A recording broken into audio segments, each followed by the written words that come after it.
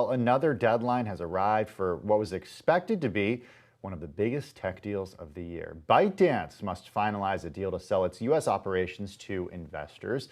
So will the day be today? Bloomberg Quicktake reporter Jennifer Zabasaja is here to explain. Okay, ByteDance, the parent company of TikTok. Jen, where are we in this saga with TikTok? Yeah, so Tim, I mean, this is not a story that you can tell in a 60-second TikTok video. I mean, it just keeps going on and on. So let me just take you back to the beginning of the story. So there was the initial deadline set by the Trump administration for TikTok to sell part of its U.S. operations. And so there was a tentative agreement that was reached for Oracle and Walmart to take over what would be called TikTok Global. And, you know, it was exciting because that was hopefully a signal that it would satisfy both U.S. and Chinese officials. But there was a little bit of confusion about the deal itself, and the deal was not finalized. And so TikTok asked for an extension from this group called CFIUS, which is part of the Treasury Department.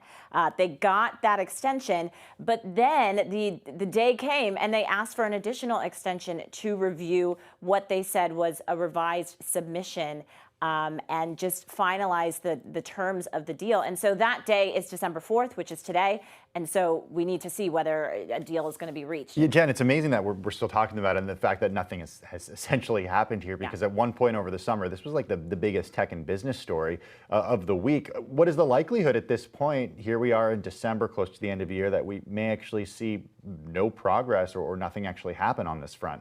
Yeah, I mean, as you mentioned, this was huge, right? I remember when the announcement first happened and everyone was really panicking. But I mean, as you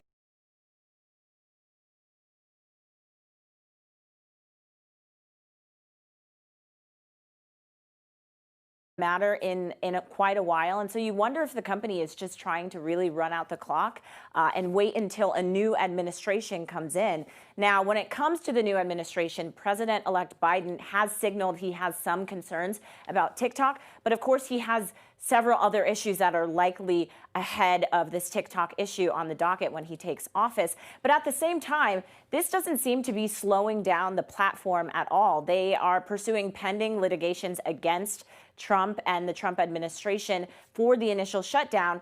And there are talks that they are potentially raising another series of funding for $180 billion, which according to CB Insights would make it the most valuable startup. So it's not slowing them down, and it doesn't seem to be slowing down creators also. $180 billion, a massive, massive amount of money. Okay, when we talk TikTok here, we got to talk influencers. So what are influencers doing? How are they responding? So I think it's really interesting, Tim. I mean, you know that there were those reports about how TikTok influencers potentially bought up tickets at a Trump rally earlier this year. They seem to be really motivated this year. But not only that, we also heard that TikTok creators were actually part of the reason why a federal judge postponed an initial shutdown earlier this year, because they put forward, they said that a shutdown would not only infringe on their First Amendment rights, but it would also prevent them from making money, which is what many of them have been doing. We have a colleague who actually has a report out today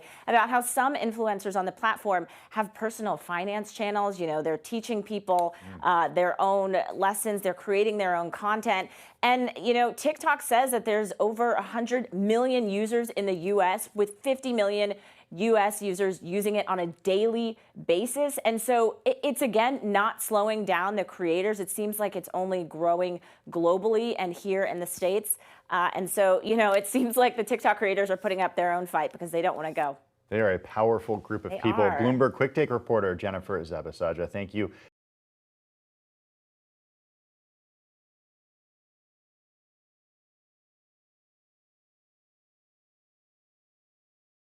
The biggest stories the moment they happen from around the globe. Subscribe to Bloomberg Quicktake now for insight in an instant.